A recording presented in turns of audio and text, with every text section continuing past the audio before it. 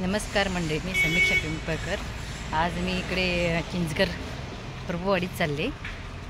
माझं थोडं ग्रामपंचायतीत काम आहे। ग्रामपंचायत इकडे खूपच लांब ठेवले। खरं इकडे आपल्या खेडतापली रोडला पाहिजे होती, म्हणजे बरी पडली असती। असो ते, पण काय करणार, एवढ्या सगळ्या गावातल्या लोकांना इकडेच यावं लागतं। इकडे जिल्हा परिषद प्राथमिक आदर्श शाळा चिंचघर प्रभुवाडीची आहे आणि तेच बाजूला ग्रामपंचायत आहे।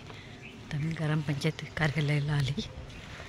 मी आज प्रभुवाडी चिंचघर प्रभुवाडी इथे शेताच्या बांधावर आले। या शेतकऱ्यांना मी काही प्रश्न विचारते आता। ताई, इकडे पाणी भरतं ना हो पाऊस पडल्यावर भरपूर? हे शेती सगळी पाण्याखाली जात असेल। कधी लावणी कधीपासून सुरुवात केलात?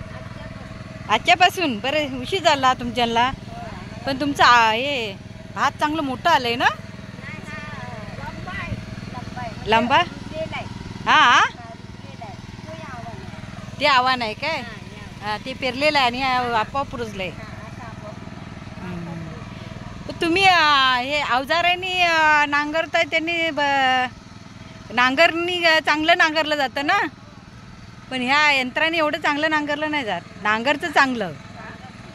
तुम्ही नांगर का नाही करत वापरत?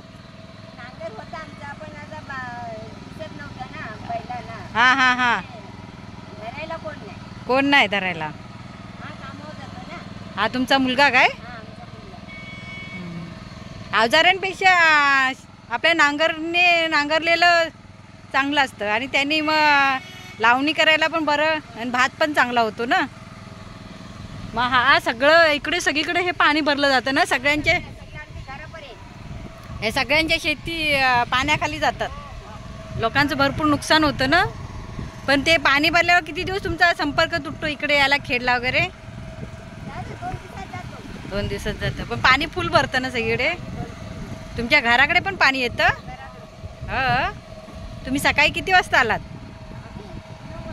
सकाळी 9ला आलात? हो काय? मग दोघी जात, दुसरं कोणाला नाही?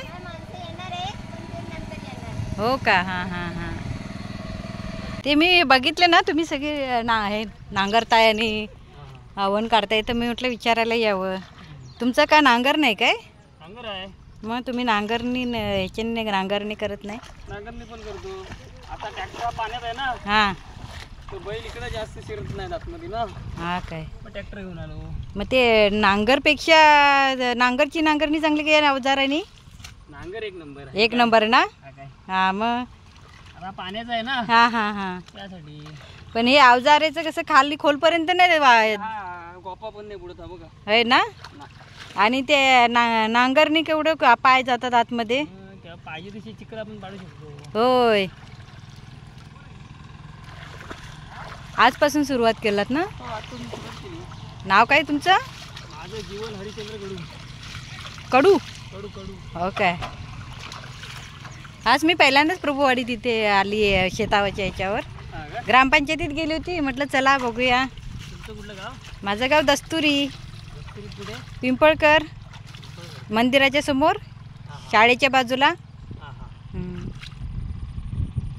पाणी भरल्यावर केवढं सगळे भात पाण्याखाली जात असेल ना? मग तुमचं नुकसान पण होत असेल ना? नुकसान होतं ना। मग नुकसान भरपाई सरकारकडून घेत नाही तुम्ही? काय भेटेल ती घ्यायची। काय 1000-2000 रुपये देतात, एवढीशी? काय जास्त भेटत नाही। बापरे, कमी आहे ना? तुम्हाला हे पाहिजे ना चांगली भरपाई। 1000-2000 काय होतंय?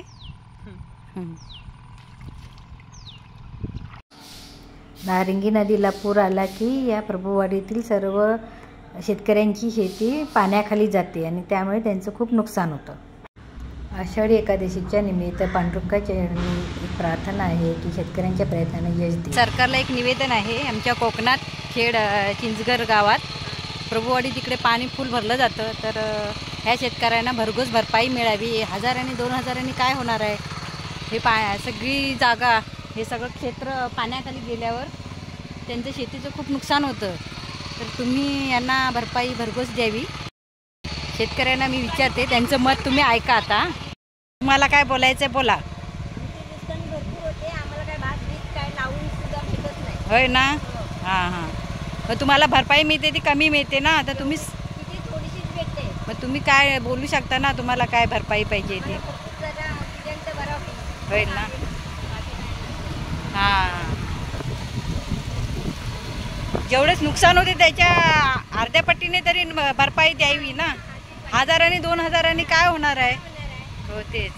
2000 काय होणार आहे सांगा तेच मला. ते एवढी जमीन आहे एवढं हे शेती आहे. चालेल आम्हाला दिल्यानंतर बरा होईल. चालेल.